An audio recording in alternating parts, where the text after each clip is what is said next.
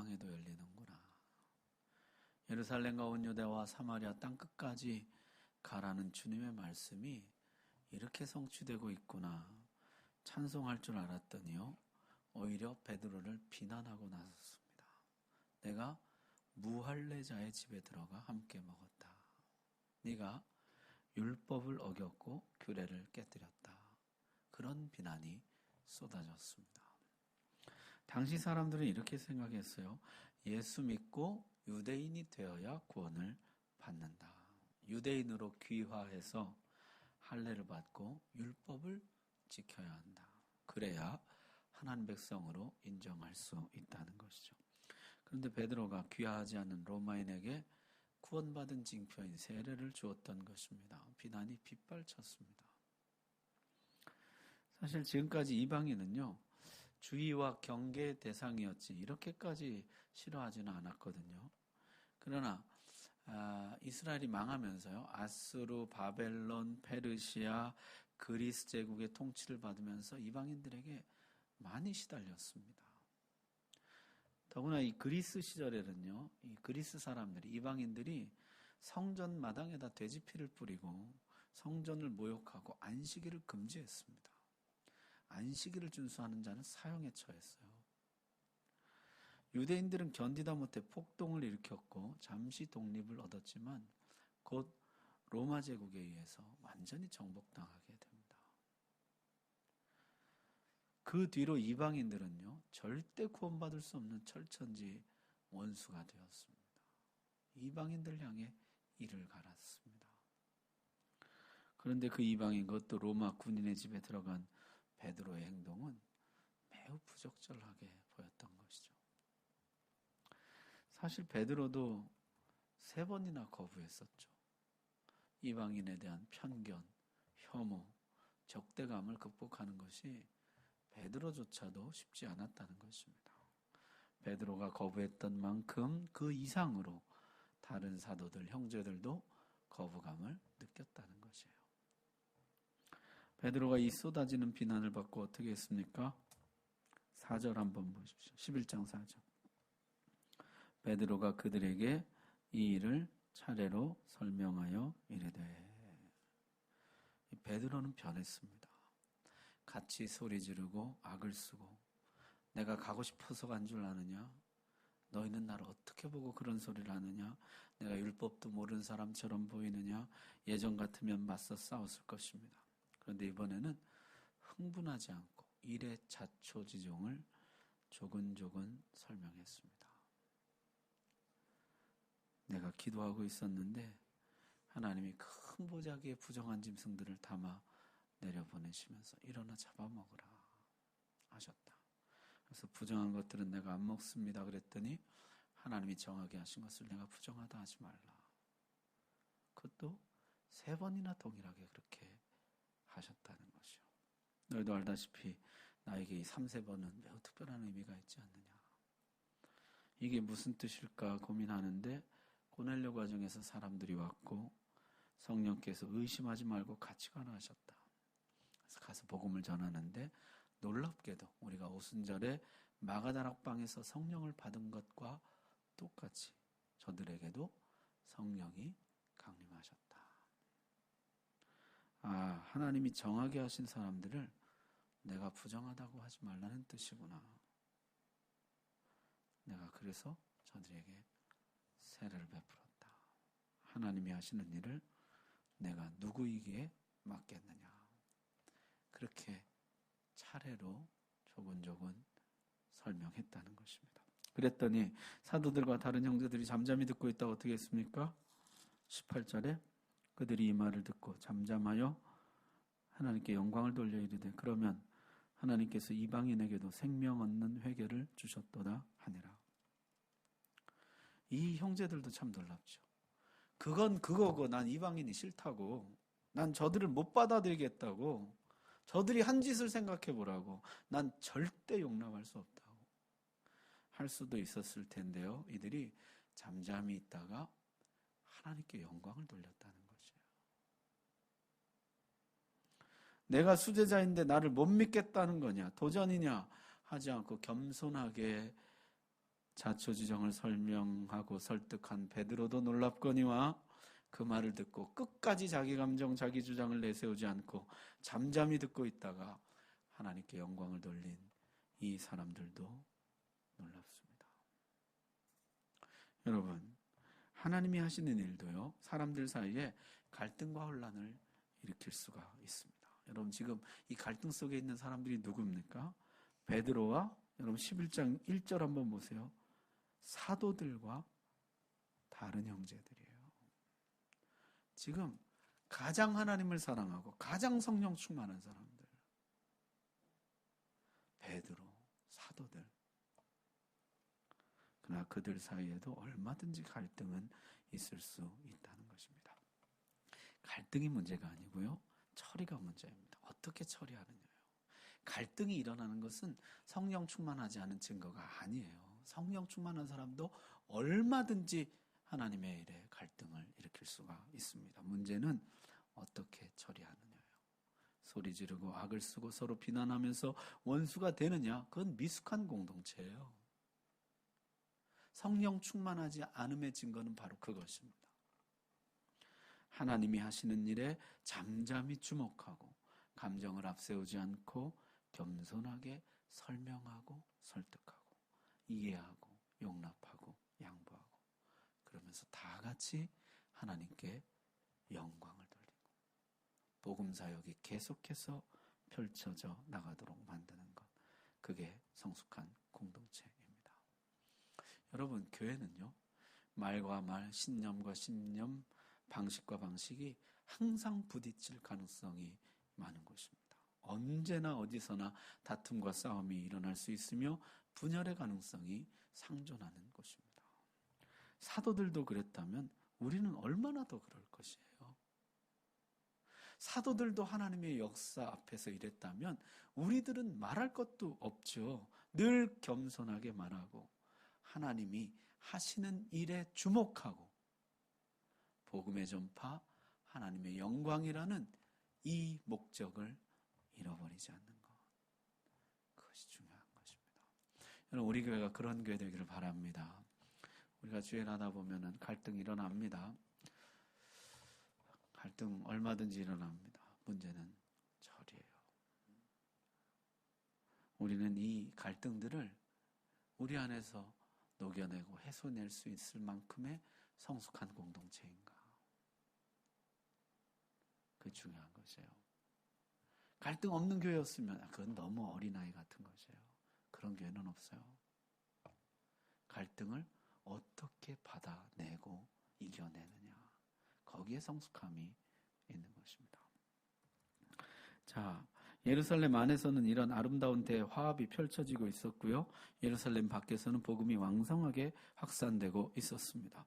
스데반의 순교로 촉발된 대박해는 제자들을 사방으로 분산시켰습니다.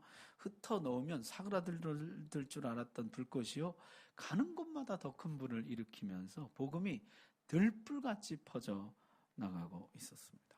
여러분, 당시의 상황을요, 사도행전 11장이 크게 두 가지로 나누는데요, 19절과 20절 한번 보십시오. 19절, 그때 스데반의 일로 일어난 환란으로 말미암아 흩어진 자들이 베니게와 구브로와 안디옥까지 이르러 유다인에게만 말씀을 전하는데 그 중에 구브로와 구레네 몇 사람이 안디옥에 이르러 헬라인에게도 말하여 주 예수를 전파하니. 지도 한번 보여줘 보세요. 지도가 보이실까 모르겠습니다. 자, 여기가 예루살렘이에요. 여기 보이세요? 대답해 주시기를 바랍니다. 여기가 예루살렘 보이시죠? 여기 예루살렘. 여기에서 박해가 일어나가지고요, 이 사람들이 어디로 올라갔냐면 페니키아라고 되어 있네요. 페니키아가 베니게입니다. 이 베니게와 여기 보면 안티오크라고 보이세요? 여기가 안디옥이에요. 안디옥이고 여기 키프로스라고 되어 있는데 여기가 구브로입니다. 그래서 19절에 보면은 뭐라고 되어 있습니까?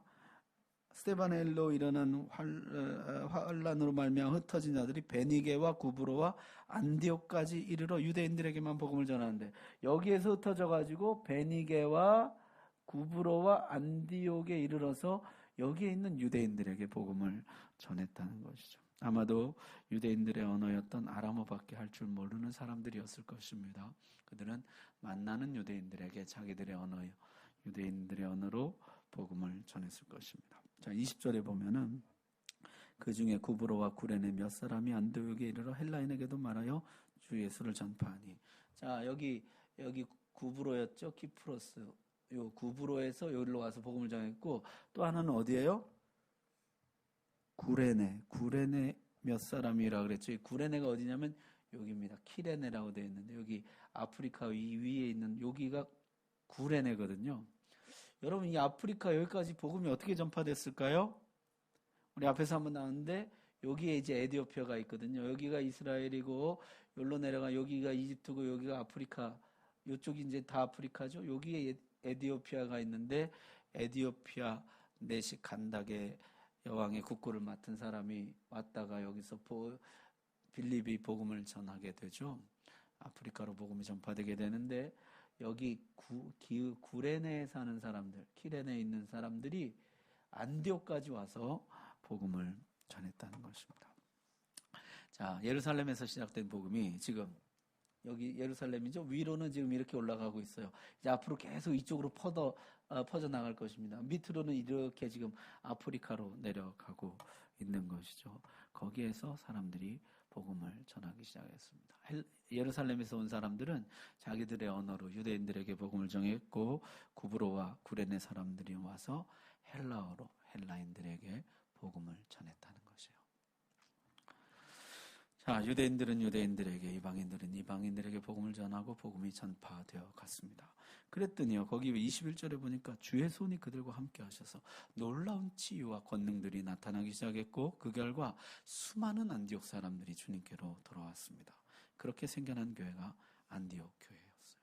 이 소문을 예루살렘 교회가 들었습니다. 아까처럼 왜 할례도 안 받은 이방인들에게 복음을 전하느냐 했을까요? 아닙니다. 너무나 기뻐하고 고무되어서 저들이 가장 아끼는 사람 바나바를 안디옥 교회 목회자로 파송합니다. 바나바가 와서 보니까요, 하나님의 은혜를 보고 기뻐하여 모든 성도들에게 굳건한 마음으로 주께 붙어 있으라 권하죠. 그러면서 큰 무리가 주께 더해지게 되었습니다. 대규모 부흥이 일어나게 되었다는 것이죠. 여러분, 이 안디옥이라는 데가 여기 지도가 없어졌네요. 예, 여기가 이제 안디옥인데요. 이 안디옥이라는 교회를 가만히 살펴보세요. 이게 중대 기로에 놓여 있습니다. 예루살렘에서 올라온 유대인들에게 복음을 듣고 예수를 믿은 유대인들이 있고요. 구브로와 구레네 사람들에게 복음을 듣고 예수를 믿은 헬라인들이 있습니다. 이 두 부류가 지금 교회 안에 같이 섞여 있는 것이죠. 유대인들이 전도한 유대인들, 헬라인들이 전도한 헬라인들. 자칫하면 교회가 둘로 나눠질 위기였다는 것이죠. 여기에 파송받아 온 사람이 바나바예요. 바나바는 일단 구브로 출신입니다.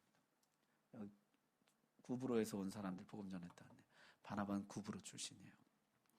구브로 사람들이 주축을 이루고 있던 안디옥 교회를 잘 알고 섬길 수 있는 사람이었다는 것이죠.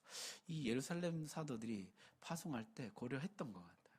안디옥을 가서 그 내부 사정과 형편을 잘 알고 섬길 수 있는 사람, 거기 출신 바나바를 파송한 것이죠. 바나바는 어떤 사람입니까?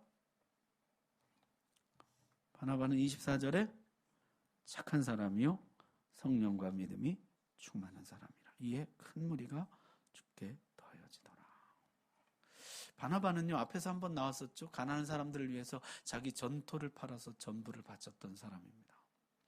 그는 자신이 유대인이라고 유대인 편을 들지도 않고 자신의 고향이 구브로라고 구브로 사람들 편을 들지도 않고 그저 따뜻하게 모든 사람을 품고 섬길 수 있는 사람이었어요. 자기를 내어줄 수 있는 사람이죠. 착한 사람, 바나바예요. 여러분, 교회에 똑똑한 사람도 필요하고 잘난 사람도 필요하지만요, 정말 이런 상황에서 꼭 필요한 사람은 착한 사람이에요. 마음이 따뜻한 사람, 자기를 비워서 내어줄 수 있는 사람. 이 착한 목자 아래 모든 성도들이 착한 양이 되는 것입니다. 가장 아름답고 영광스러운 교회로 서게 된다는 것이죠. 이에 큰 무리가 죽게 더하여지더라. 혼자서는 감당하기 어려운 규모가 됐습니다. 바나바가 어떻게 하죠? 다소에 가서 사울을 불러와요. 다소가 어디냐면요, 여기 타르스수라고 써 있잖아요. 여기가 다소, 여기가 이제 청년 사울의 고향이거든요. 바울의 고향이거든요. 여기에 가서 사울을 데리고 안디옥으로 옵니다. 사울은 예루살렘에서 환영받지 못하고 고향으로 낙향해 있었죠. 의심받던 사울을 처음 사도들에게 소개하고 교회 안으로 끌어들였던 바나바가 낙심한 사울을 다시 교회 안으로 이끌면서 사역으로 초청하고 있는 것이죠. 여러분, 사울은 어떤 사람입니까? 결코 쉬운 사람이 아닙니다. 죽도록 핍박했던 사람이고 돌아선 다음에는 죽기를 각오하고 복음을 전했던 사람입니다. 감당하기 버거운 사람이었다는 것이에요. 다른 사람들이 품기 힘들어하는 사람이었어요. 나중에 어떤 일이 일어나죠? 바나바랑도 대판 싸우고 갈라섭니다. 매우 날카로운 사람이고 분명한 사람이에요. 똑부러진 사람. 그런데도요, 바나바가 그를 데려와서 품습니다. 그리고 함께 사역을 해요. 바나바의 따뜻함과 사울의 냉철함, 바나바의 너그러움과 사울의 분명함이 어우러져서 놀라운 사역을 이뤄냅니다. 1년간 사역했는데요. 1년 사역한 결과 어떤 일이 벌어집니까? 26절에 보면 만남에 안디옥에 데리고 와서 둘이 교회에 1년간 모여있어 큰 무리를 가르쳤고 제자들이 안디옥에서 비로소 누구라고 일컬음 받게 됐다고요? 그리스도인이라. 유대인도 아니고 헬라인도 아니에요. 따뜻한 사람도 아니고 냉혈한도 아니에요. 그들이 불린 이름 뭐예요? 그리스도인이에요. 그리스도 안에서 유대인, 이방인의 경계를 뛰어넘는 사람. 그리스도 안에서 따뜻함, 냉철함을 겸비한 사람. 그리스도 안에서 서로 하나 되고 융합해서 놀라운 시너지를 내는 사람. 그리스도를 위해 하나 되어 살아가는 사람. 그리스도인이라. 불리기 시작했습니다. 그것이 저들의 별명이 되었어요. 그리스도 안에 있는 사람들. 그리스도 안에서 모든 걸 녹여내는 사람들.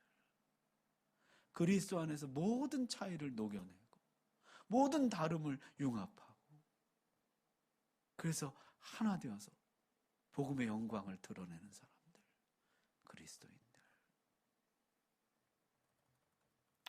여러분, 우리가 이 아름다운 이름 얻기를 바랍니다.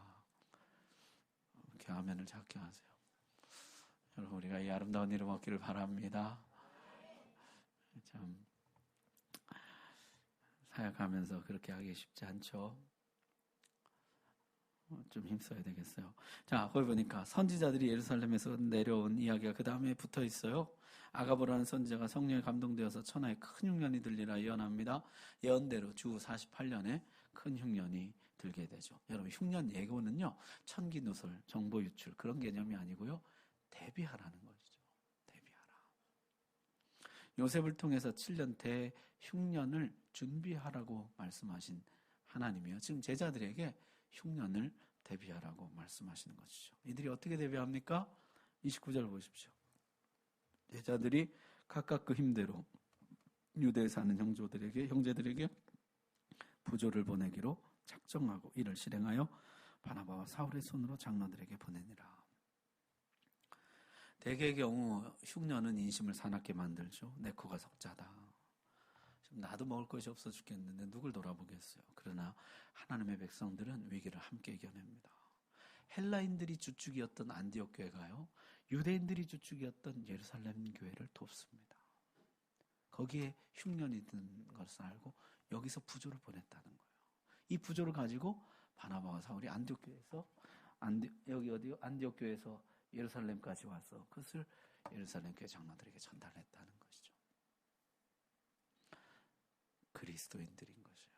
그리스도 안에서 모든 것을 녹여내고 화합하고 하나님 나라 영화롭게 하는 사람들.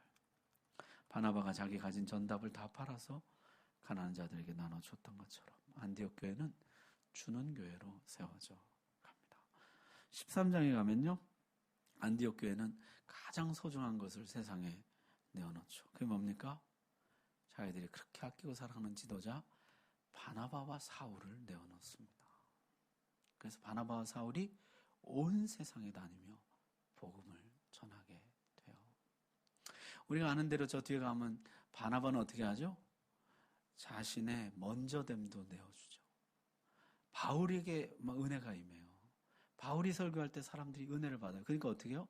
자기가 뒤로 싹 빠지고 바울을 앞으로 싹 내밀어 주는 것이에요. 그래서 우리 이제 앞으로 보겠습니다만 바나바와 사울, 바나바와 사울 이렇게 돼요. 우리 지금 읽은 30절에도 바나바와 사울의 손으로 이렇게 되잖아요. 당분간 바나바와 사울인데 이제 조금 지나면 어떻게 됩니까?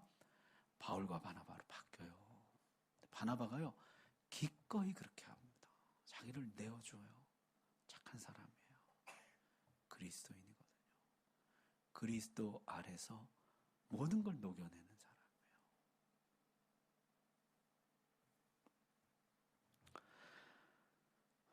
말씀 마칩시다.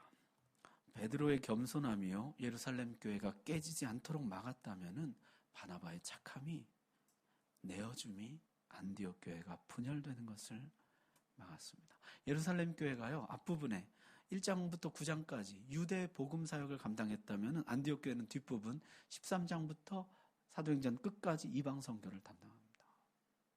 그래서 사도행전에 가장 주축을 이룬 두 교회가 예루살렘 교회와 안디옥 교회거든요. 그런데 두 교회 다 하마터면 깨어질 뻔한 위기를 겪었어요. 근데 여기는 베드로의 겸손함이 그것을 막았고 여기는 바나바의 착함과 내어줌이 그 분열을 막았어요. 그리고 가장 아름답고 영광스러운 교회로 쓰임 받게 된 것이죠. 복음은 더 왕성하게 뻗어 나갈 수가 있었다는 것입니다. 여러분, 하나님 오늘도 찾으세요. 어디 겸손한 사람 좀 없니?